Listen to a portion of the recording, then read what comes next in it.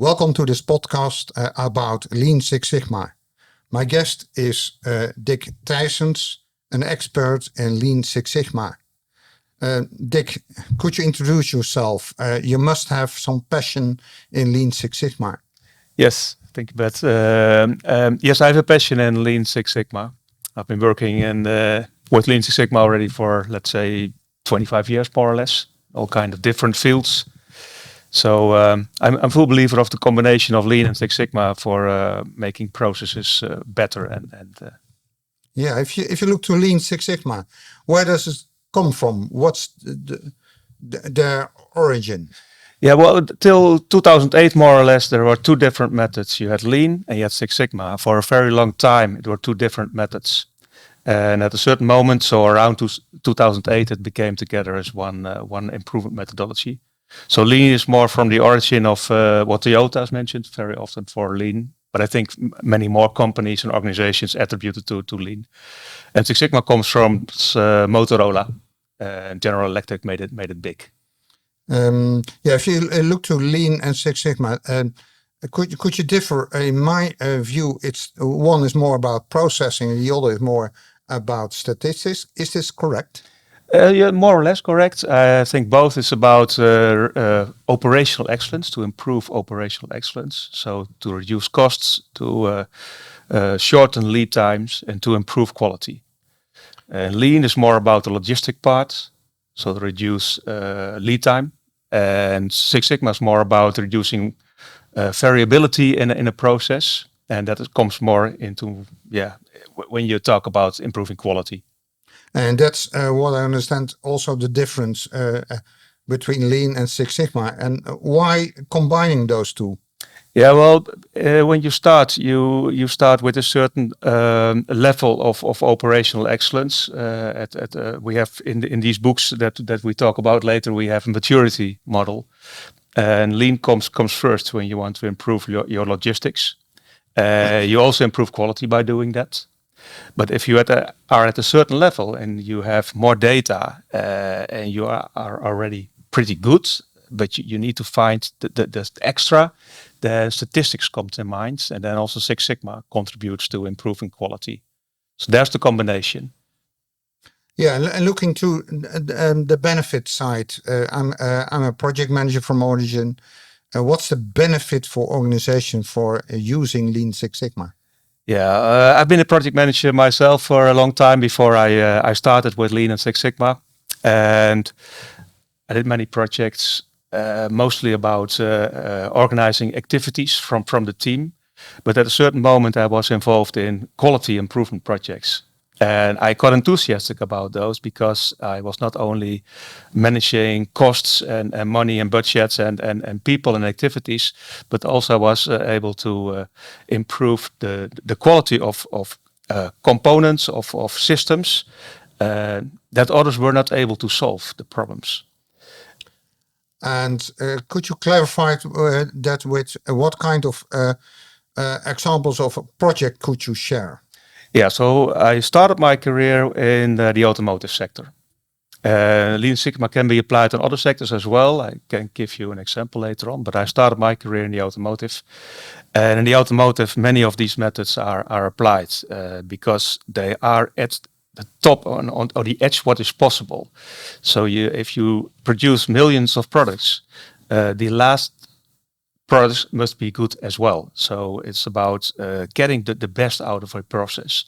And for that, you need statistics as well.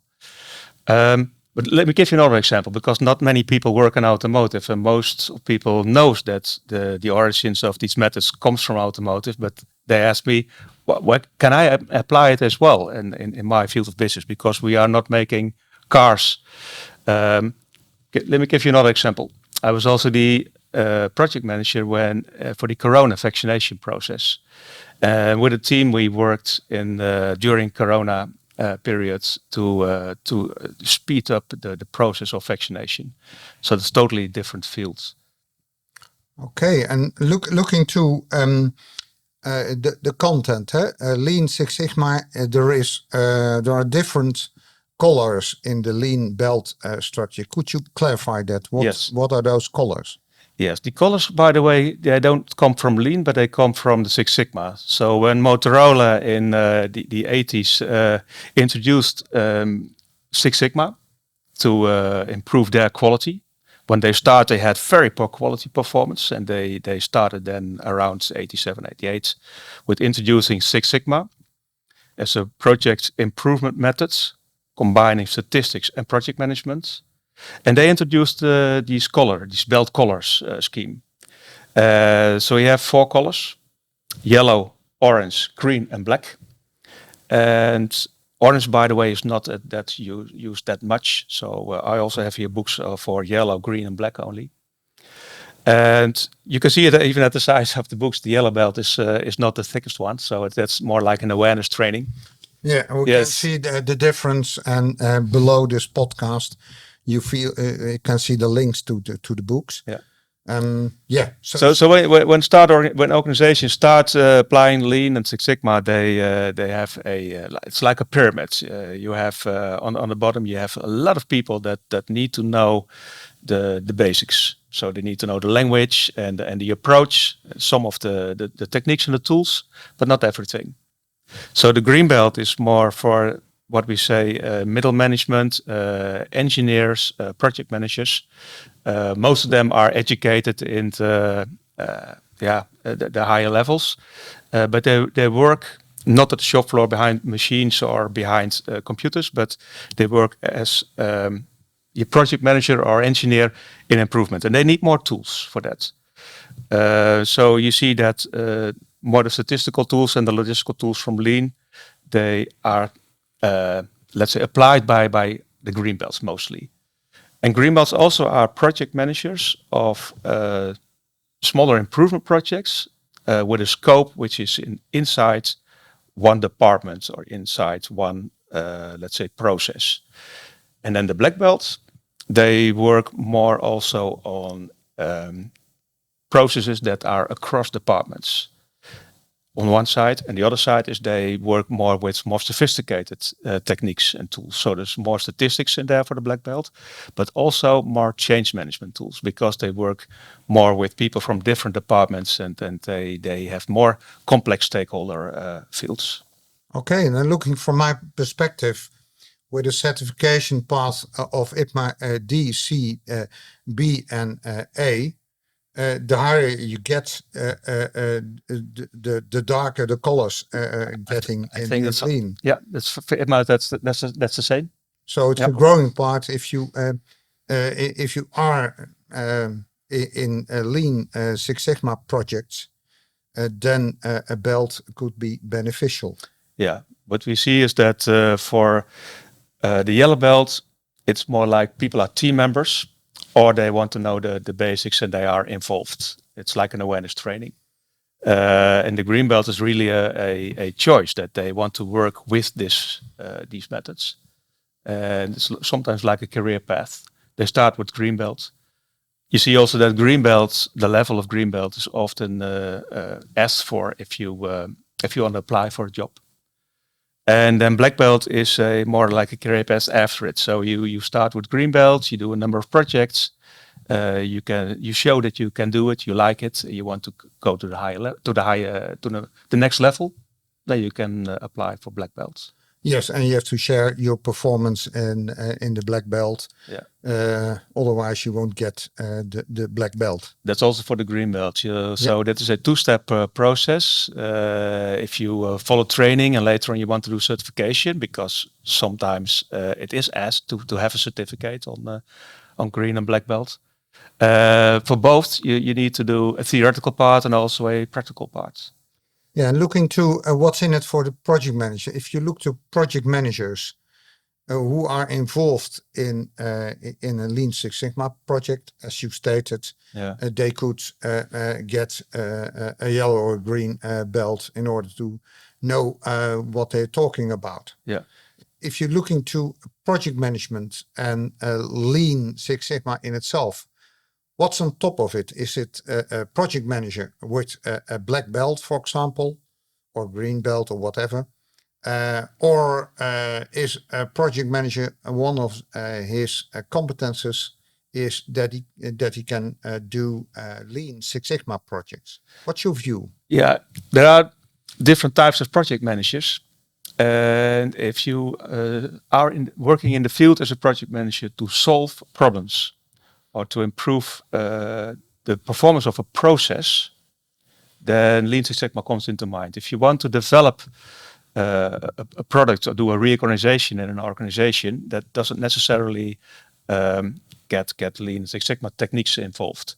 So it's not for every project manager, I would say.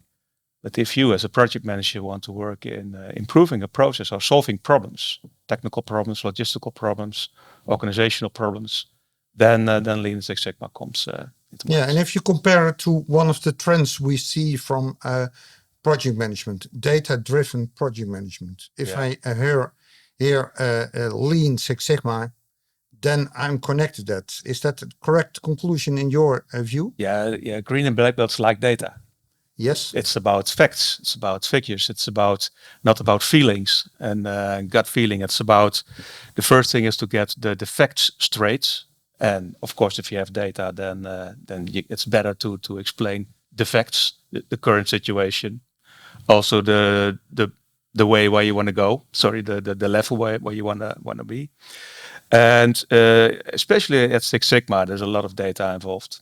Yeah, and looking through your books, for example, on top of that, the smallest, the yellow one book. What makes these books different from other books in Lean Six Sigma? Yeah. First of all, this is a combination of Lean and Six Sigma. And when I started to write these books, actually I was in contact with APMG International in 2014. And they were looking for a scheme to certify people for Lean and Six Sigma as a combination. And at that time, there was no book for the combination of Lean and Six Sigma. It was either Lean or Six Sigma. So this was the first book that had both. And it also incorporated change management and project management as a third, let's say, element.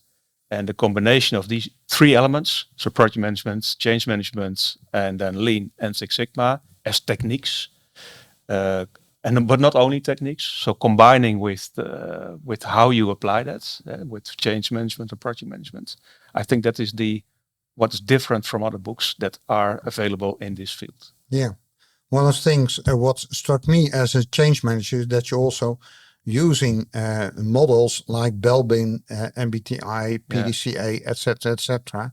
So it's also about how do you build a team, yes, and how do you perform change management. Yes, and that's one of the main competences in our field. Yeah, it's very important because we can explain you. I often give an example of the stand-up meeting. That is one of the techniques that in Lean and Six Sigma, especially in Lean, is introduced to solve smaller problems on a shop floor. So you introduce stand-up meeting with the team to discuss the performance, see what is not going well, start an improvement project.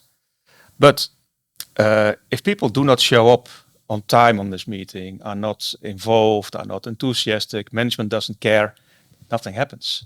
So it's not only about the techniques, it's a lot, I think more than 50% on the behavior of people and the enthusiastic of people to be involved in these kind of methods.